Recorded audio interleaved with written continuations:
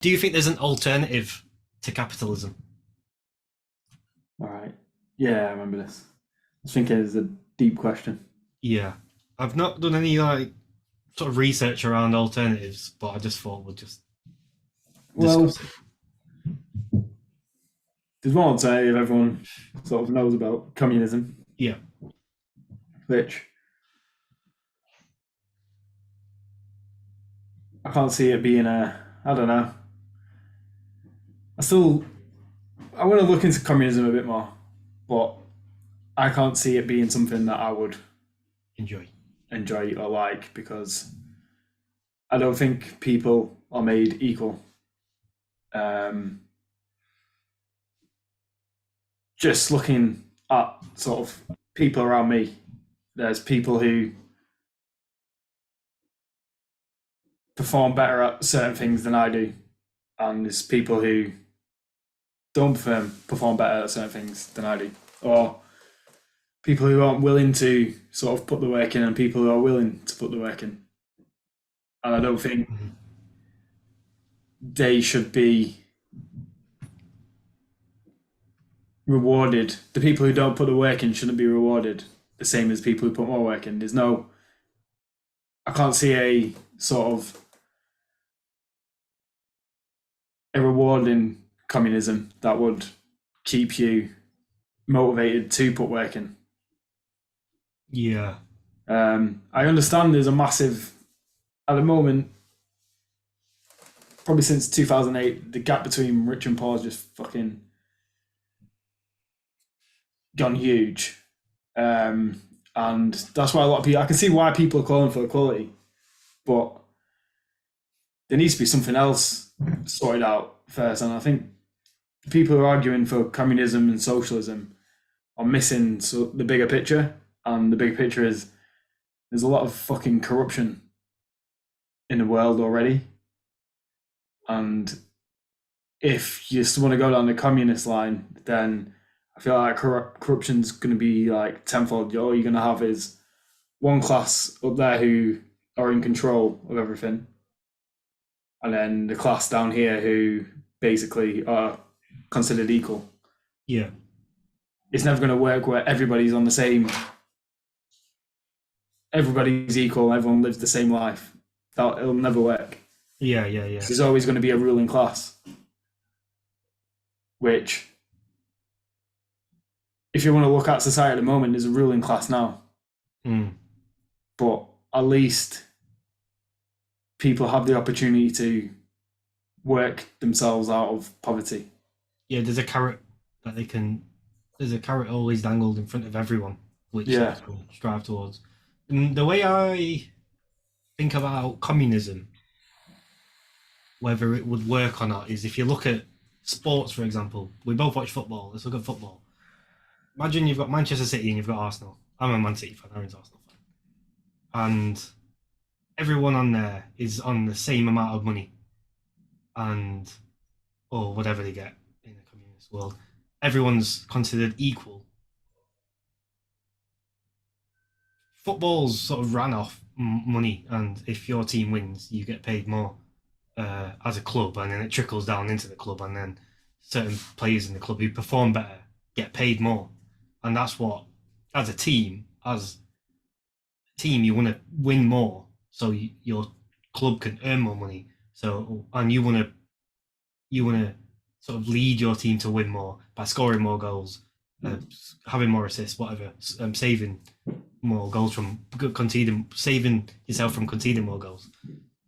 And the only way that players really want to try and perform and get better and better and better is by having a monetary um, sort of reward at the end of it. Because let's say there's everyone's on a grand a week in football. What do you then strive for? yeah. Well, I think with sports, it's a bit different because you might just want to strive to win the trophy and be the best. But then in a communist sort of country, in a communist system, is there even a trophy? Would you say? Like what? Would there even be football? Like what? Obviously, there's going to be football, but you're talking. Everyone's universally the same. So if you're going to go to the actual extent of full communism, actually, no team actually wins the game. Yeah. If it's all equal Yeah, and everyone's got the equal. it's like it just pushes the whole country, the whole system, everyone that's involved in the system into nihilism. I think taking sport, like taking the money out of sports and just looking at it as if the best team wins the trophy. Look at capitalism like as if money is the trophy. Yeah, So the best player wins the trophy. If that trophy is no longer there in communism, then the best worker or the person who puts the most work in, the person who's the most skilled, won't get that trophy because there's no trophy. that's a good analogy. So where's the motivation for them There's no incentive. to be the most skilled and be the best they can be? There is no motivation there. And I completely understand that there is a massive gap between rich and poor at the moment. But this is something I've been like trying to think about for ages. How can that be fixed? Well, I think you made a really good point on one episode about debt. That's what screwed over capitalism. Yeah. That has made capitalism worse because it's been easier To divide that gap. Yeah, to make the gap larger. Yeah. I swear by that as well. When you said that, it's just if you actually look at it in a holistic view, there's nothing actually fair about debt in any way, shape, or form. It doesn't actually make any sense, and it's all just pushed onto everyone for convenience or materialistic or consumerism and all these other fucked up ideologies. Yeah. So to be fair, capitalism, and I don't know, I've not done enough research to even figure out if this is a thing, but we don't actually live in a capitalist society anymore because capitalism doesn't actually mean. That's sort of voided out what capitalism actually stands for. Because capitalism was fair trade, right? You have 2 bananas and I have 1 orange, and in our currency, your 2 bananas are worth my 1 orange. But now it's like, I don't have the 2 bananas, but I still need that orange. Can I pay you 4 bananas next week? Yeah. So it's made everything more expensive. Yeah. But this is probably a question we could probably answer better after we read the book club, Tribes. Yeah. I've read like probably 10 to 12% of it at the minute. Okay. Yeah. And he's talking about actually should I save this for the book club? I'll just mention it, it's fine. And he's talking about the how the Native Americans captured European citizens, and then when those European citizens came to be sort of collected by the army, Yeah. they didn't want to leave. Yeah. I've read all this part as well. So I'm not into like any reasons why or anything, but there's something in society these days that's not right, and it might be the way Europeans have pushed their way of living around the world is what's caused the problems. Because they must have noticed something after being living a European life, as going into adulthood as Europeans and then being captured as like, I don't know how they were, say 20 odd year olds. The book said they were adults. So for them to decide they don't want to go back to that way of living, and they're more than happy where they are. Yeah. Like the way the Native Americans did things, there might be something in that could be implemented into society these days. Mm. And I've always thought like a big problem with our society is we are very isolated as people. Like everyone's an individual and you're just isolated from a community, Yeah. which this is what I'm assuming the book's going to go into more detail on. Yeah. And if people are in communities, they're stronger. Yeah. So maybe to an extent, communism might work in small groups where everybody's looking after each other and you've got an actual connection with the people you work with. Like, say, for example, we were like, because obviously we're brothers, and if, say, we lived with all our family and we had to go and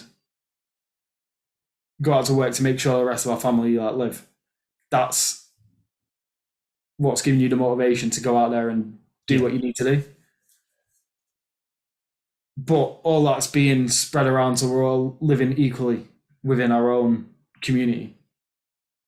But I don't think it works on a mass scale where a whole country can be kept equal. Yeah. Do you know what I mean? Yeah. Because I'm thinking about when you've just said that, I'm thinking about, say, in England, you've got people on the dole or on benefits who basically just get paid from the government to do nothing, really. Yeah. And obviously, there's a lot of them who are on benefits because it does help certain people get out of a rut that they're in. If they really do hit rock bottom and they need a leg up, then benefits are there to help them get back on their feet and try and like, get off benefits, basically. But then there's a lot of people who sort of see it as, oh, you want to give me money to do nothing? Thank you. I'm going to do nothing and take the money. Yeah. And I think it's sort of caused a divide in that sense because people aren't striving towards the same objective, the same goal. Like what you've said there about in a smaller group, you're all striving to take care of each other. But because it's on mass scale and you've got people that are literally small amount of people, but I don't know actually how big it is. It would be good to look it up. That just live off benefits all of their life. And then they're the ones that are saying, oh, the rich should get taxed more. But to funnel what? Just to funnel more people on benefits doing nothing. And then that's what's going to sort of turn into that universal basic income on everyone. Yeah. But there's no. And then on top of that, like what you've just said there about them families that just live off benefits, they've got no sort of motivations to do anything at all. Yeah. And if that was in a smaller group and somebody was sort of behaving like that, you'd say to them, like, come on, pull your weight. Like, Yeah, just we're all do trying to look something. after each other. Yeah. And then if they don't pull the weight, then they'll just be cast out. Yeah, there will be repercussions for your lack of actions. If you're Yeah. lazing around eating all the food, then yeah, that's what's happening with a big community. I think it's harder with a big community. It's harder to find balance. So what you're talking about there is finding balance within a small group, which is a lot easier. Yeah. If there's a group of 10 of you, then you can find balance. Like, okay, they're cooking. It's like on Red Dead Redemption, for example, Red Dead Redemption 2. You're there, like, set away from normal life. They're just a gang of people. But they've all got their own things that they do. Some of them go out looting, some of them cook, some of them clean. I think I lost you a bit there. Yeah, what were you saying? Sorry, my internet's going a bit weird. Where did you get me from? Red Dead Redemption 2. Yeah, so they're set away from normal civilization in a sense because they're a gang who sort of just live on their own. and some of them cook, some of them clean. And then I think there's a guy in there that doesn't. Yeah, everyone pulls the weight. Yeah. But they have to because that's the only way they can survive. Yeah, So on that, I feel like in that sort of situation, it works like